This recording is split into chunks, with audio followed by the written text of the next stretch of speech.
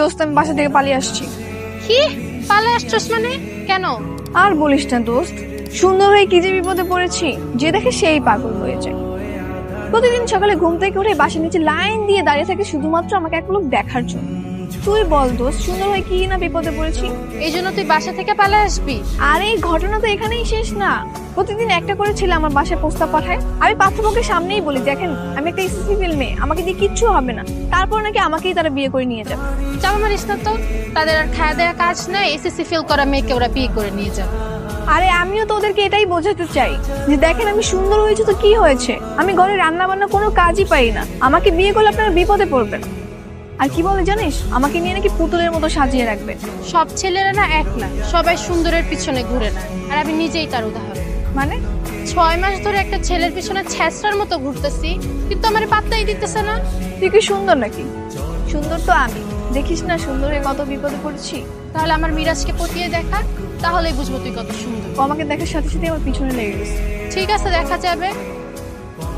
ওই যে দেখ আমার ক্রাশ দাঁড়ায় আছে। ব্যাগগুলো ধর। Hi handsome. আমাকে বলছো? আপনাকে বলছি। তো বলো না, আমি তো শোনার জন্য প্রস্তুত হয়ে আছি। আসলে তেমন কিছুই না, আপনি একা দাঁড়িয়ে আছেন তাই একটু কথা বলতে আসলাম। হ্যাঁ তো বলো। তোমার মতো এত সুন্দর একটা মেয়ে আমার সাথে কথা বলতে আসছে, এটা তোমার সৌভাগ্য। আচ্ছা আমি এখন যাই। যাবা কেন? এখানে দাঁড়িয়ে থাকো না। তুমি এত সুন্দর, মানে আমার বিশ্বাসই হচ্ছে না। আমার মনে হচ্ছে আমার সামনে একটা পরী দাঁড়িয়ে আছে। ঠিক আছে ভাই, আমি তাহলে এখন যাই। আপনার নাম্বারটা তো দিয়ে যান মিস পরী। আসলে আমি তো ফোনই ইউজ করি না। আরে নামটা তো অন্তত বলে যাও। তাড়াতাড়ি চল পালাই। দেখা করতে যে কি মানি ব্যাগ চুরি করে নিয়ে আসছিস নাকি? তোর ক্রাশ আমাকে দেখে পরী রানী বলে জিজ্ঞেস করা শুরু করেছে, সে আমার নাম্বার চাইছে। তো আমারটা দিয়ে আসতে, আমি কথা বলতাম। এসব ফাপেচা না পেরে চল পালাই। এই যে, আরে তোমার নামটা তো বলে যাও। বলেছিলাম না, আমাকে যে দেখে সেই পিছে লেগে যায়। কি আর করবো, চল পালাই। দোতে ও তো আমাদের বাসার গলির সামনে দাঁড়ায় আছে। আমার না কপালটাই খারাপ, কারো উপর যে একটু ক্রাশ খেয়ে লাইন মারবো তা না, যে দেখে সেই উল্টো ক্রাশ খেয়ে বসে। আমার চাচাতো ভাই সাকিব ভাইকে কল দাও। সাকিব ভাই এসে 2টা ধমক দিলে চলে যাবে। কি সমস্যা? মানে কি এমন হয়েছে যে আমাকে খেলার মাঠ থেকে এত তাড়াহুড়ো করে চলে আসতে হলো? আজকে আমার টুর্নামেন্টের ফাইনাল ম্যাচ ছিল। ভাই একটা বিপদে পড়ছি, তোমার আজকে হেল্প করতে হবে। কিসের হেল্প?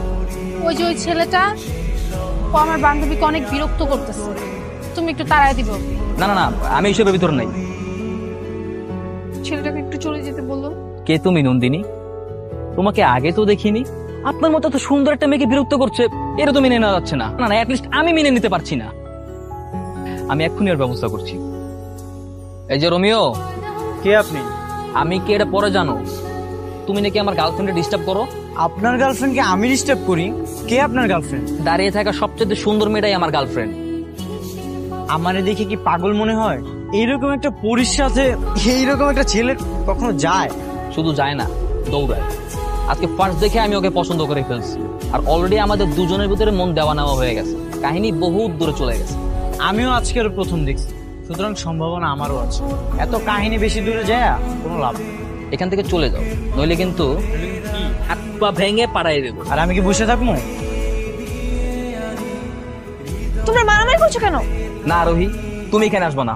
তুমি এখান থেকে চলে যাও। এই শয়তানরা যেন তোমার আশেপাশে আর নাচতে পারে, আমি সেই ব্যবস্থাই করি।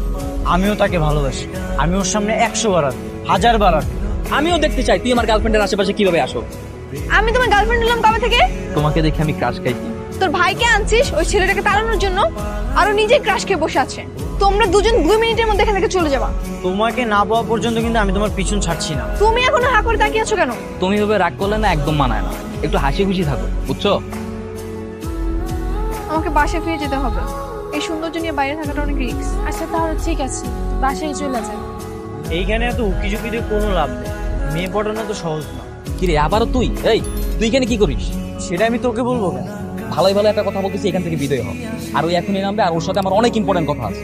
আমারও আরো এর সাথে অনেক ইম্পর্টেন্ট কথা আছে, তোকে আমি ভালোই ভালোই বলতেছি, এখান থেকে কেটে পড়। দুনিয়া থেকে আর কোনো মেয়ে নাই?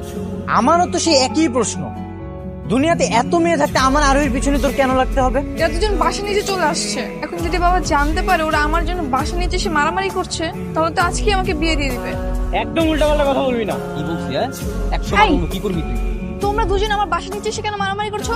বিশ্বাস করো আমি কিছু করি নাই, সবই শয়তানটার দোষ।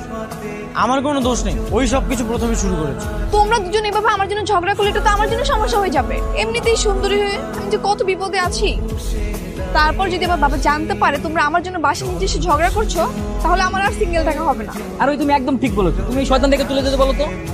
আরে তুমি বরং ওকে চলে যেতে বলো। তোমাদের দুজনের একজন এখানে থাকবে না, দুজনে এখান থেকে চলে যাবে, নাহলে কিন্তু পুলিশ ডাকবো। কি হলো, যাচ্ছ না কেন? যা বলছি। তোর ভাই সাকিব আমার বাসা নিচে এসে তোর সেই ক্রাশের সঙ্গে আমার জন্য আবার দুজনে ঝগড়া শুরু করে দিয়েছে। তাহলে এখন কি করবি? কি আর করব, এভাবেই সহ্য করে নিতে হবে। সুন্দর হয়ে কি যে বিপদে পড়েছি। কালকে রাতে আমি আম্মুকে নিয়ে শপিং এ গিয়েছি, সেই শপিং এর দোকানের মালিক আমাকে সব শপিং ফিরে দিয়েছে। আবার কি করেছি জানিস, আমার আম্মুকে তো শাশুড়ি বানিয়ে ফেলেছে। তোমরা দুজন আজকেও দাঁড়িয়ে আছো। কিন্তু আজকে আমরা মারামারি করিনি। আমরা একটা সিদ্ধান্ত নিয়েছি, তুমি আমাদের মধ্যে যাকে ভালোবাসো সেই তোমাকে পাবে। কিন্তু আমি তো চাই যে শুধু আমাকেই ভালোবাসবে, আমি তাকেই ভালোবাসবো। আমরা দুজনেই তোমাকে পছন্দ করি। এক্ষুনি বোঝা যাবে তোমরা কে আসলে আমাকে ভালোবাসো। কিভাবে? এইসব কিভাবে হলো? তোমাদের মতো আমাদের এলাকার অনেকে আমাকে পছন্দ করে। কালকে একটা ছেলে আমাকে প্রপোজ করেছিল, আমি রিজেক্ট করাতে সে আমার মুখে অ্যাসিড মেরেছে। আমাকে এভাবে দেখার পর তোমরা কে আমাকে ভালোবাসবে? আমার আগে তো মিরাজি তোমাকে পছন্দ করতো, তাই আমি মনে করি মিরাজি তোমার ভালোবাসার যোগ্য। ও তো তোমার বোনের বান্ধবী, এই হিসেবে তোমার অধিকারটা বেশি। আমি তো জানি আমার থেকেও তুমি ওকে বেশি ভালোবাসো। হ্যাঁ, পরীক্ষা করে দেখছিলাম যে তোমার ভালোবাসায় কতটুকু জোর আছে। আমার মতো কি আবার থ্রেটতে দিলে ভয় পালিয়ে যাও কিনা? সমস্যা নাই, তুমি পাস করছো। আমি বুঝতে পেরেছি তোমরা কেউই আমাকে ভালোবাসো না। তোমরা শুধু ভালোবেসেছো আমার সৌন্দর্য। পৃথিবীর সবাই এরকম, তোমাদের দোষ দিয়ে লাভ নেই। সবাই মানুষের সৌন্দর্যের প্রেমেই পড়ে। এতদিন তোমরা দুজন আমাকে পাওয়ার জন্য রাস্তাঘাটে মারামারি করতে, আর আজকে যখন দেখলে আমার সৌন্দর্য শেষ, আমার চেহারা নষ্ট হয়ে গেছে, তখন তোমরা একজন আরেকজনের ঘাড়ে আমাকে চাপিয়ে দিচ্ছ। তোমাদের এরকম ভালোবাসা আমার কোনো দরকার নেই।